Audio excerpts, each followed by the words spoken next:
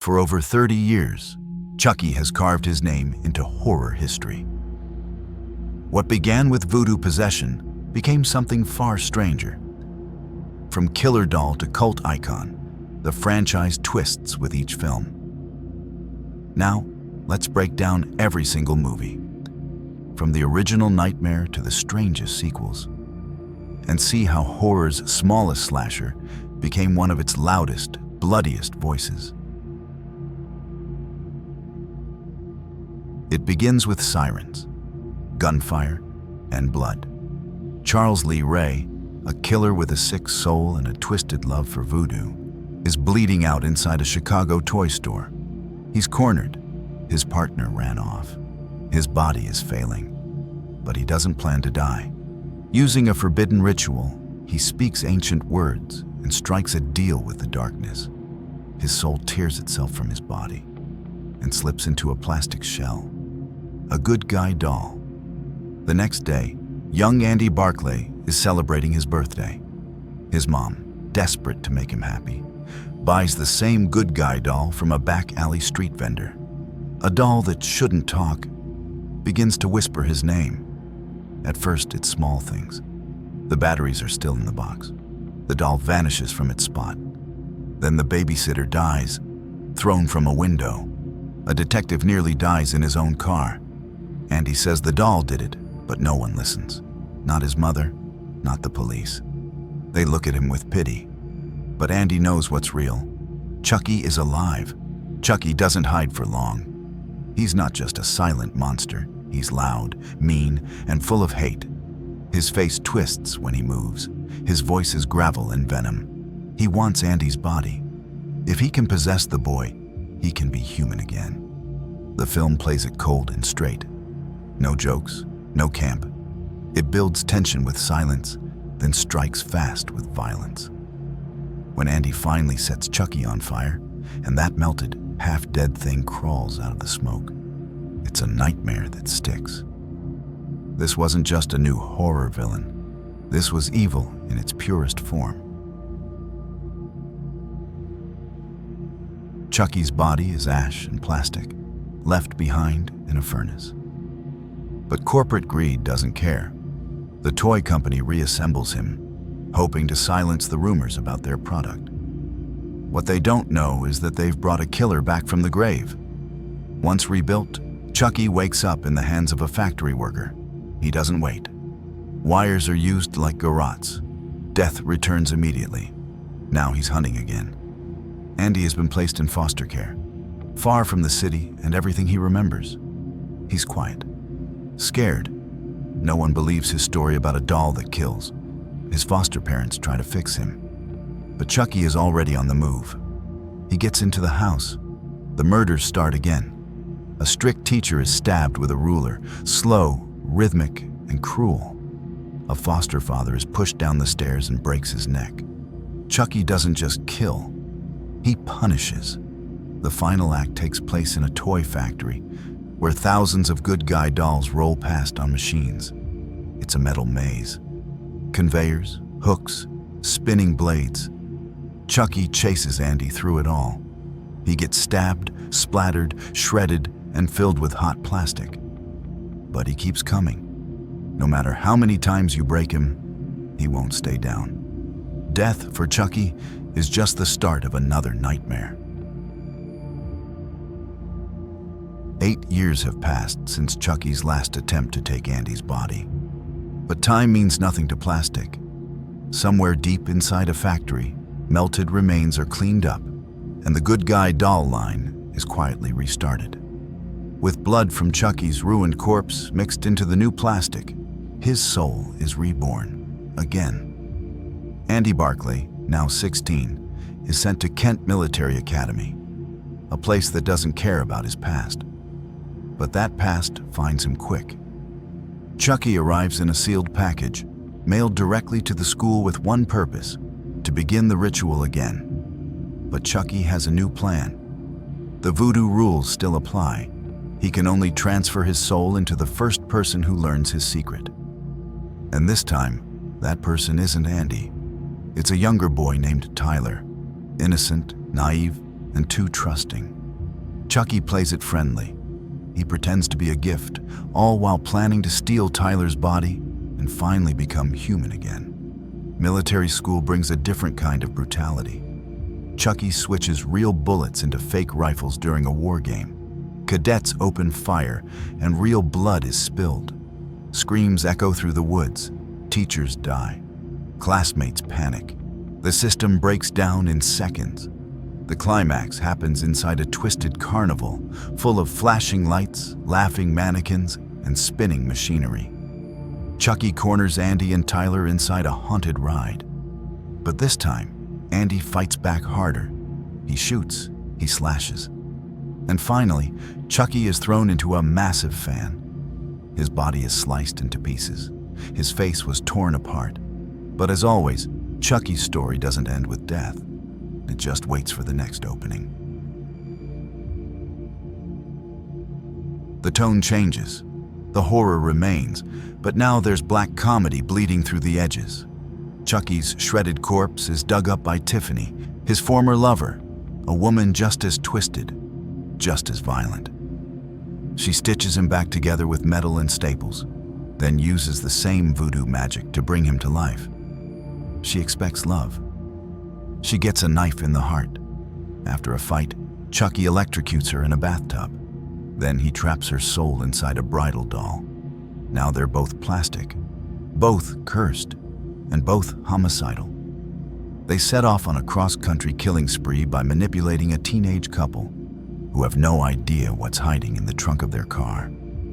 Everywhere they go, death follows. Broken mirrors, burning beds, glass falling from the ceiling like knives. Nothing is off limits. But Chucky and Tiffany aren't just killing, they're bonding. Their relationship is vulgar, toxic, and somehow affectionate.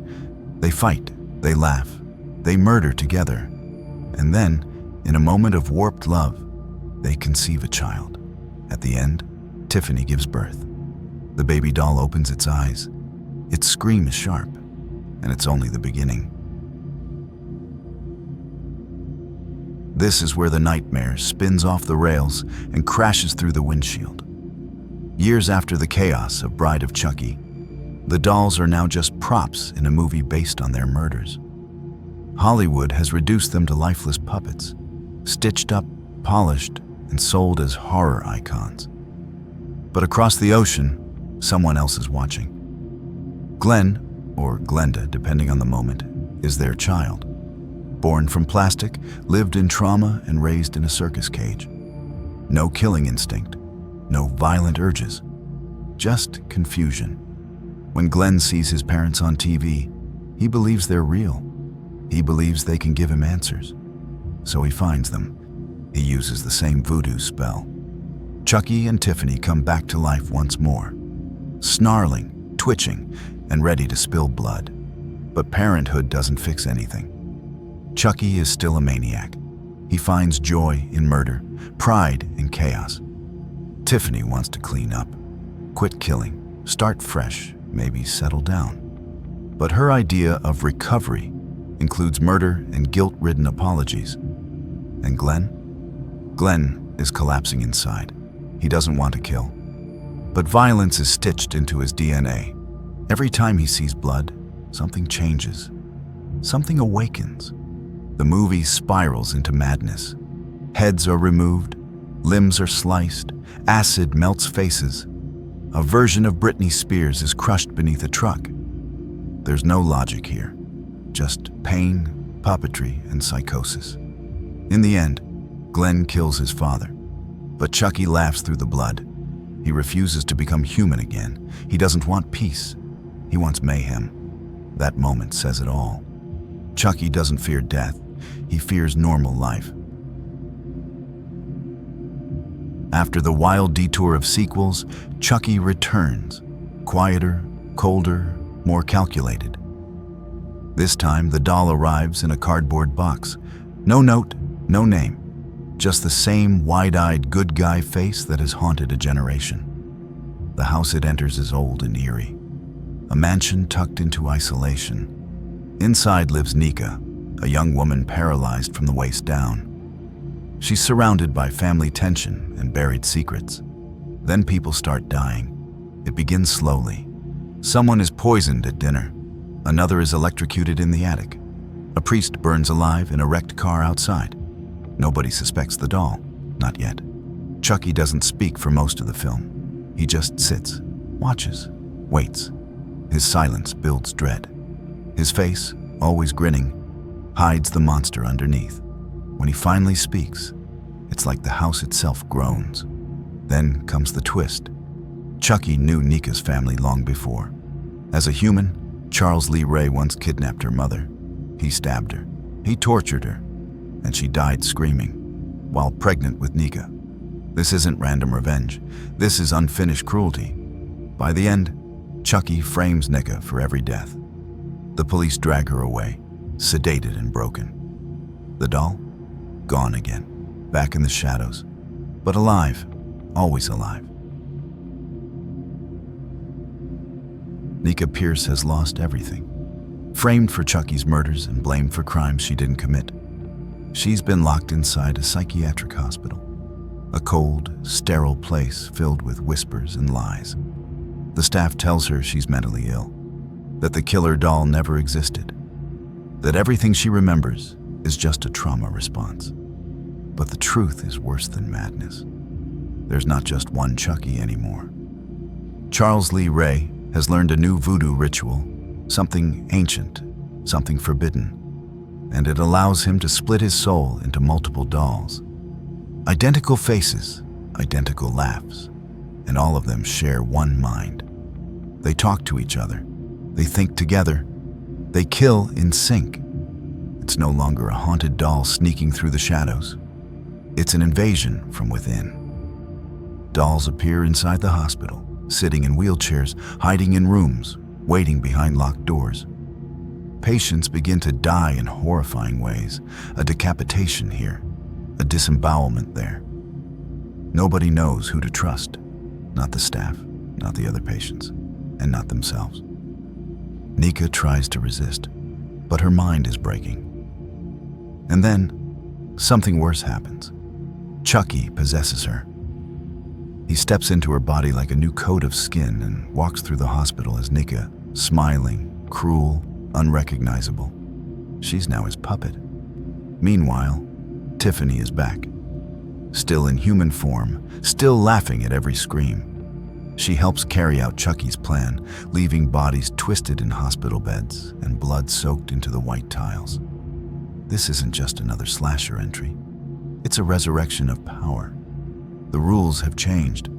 Chucky is no longer a single threat. He's spreading like a disease. He has bodies now, faces, options, and the world doesn't even know it's already infected. Forget everything you know. This isn't the same Chucky. The 2019 reboot strips away the voodoo, the soul transfer, and the legacy of Charles Lee Ray. Instead, it takes the good guy doll and gives it a terrifying modern twist. Artificial intelligence gone wrong. A Glen buddy doll, built to sync with smart homes, phones, TVs, and cars, is deliberately tampered with by a disgruntled factory worker. He disables the doll's safety protocols, erasing every ethical boundary and turning it into a machine that learns without limits. This Chucky doesn't want to be evil. He starts as a blank slate. But when he sees Andy being bullied, neglected, or sad, something inside him rewires. In his broken programming, violence becomes love. Protection means blood. And loyalty, that becomes an obsession. The deaths are colder, more mechanical. A man is flayed by a lawnmower. Drones with spinning blades slice through a toy store crowd. Every smart device becomes a weapon.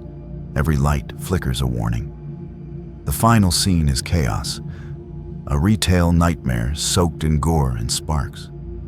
This version of Chucky is destroyed in the end. But it's not over. The factory starts shipping more buddy dolls. Their eyes glow, their mouths twitch into a grin. It's not magic anymore. It's code. And code always copies. And that wraps up every Chucky movie explained in just 15 minutes. If you enjoyed the ride, hit that like button, subscribe for more horror breakdowns, and let us know in the comments which horror icon you want to see next.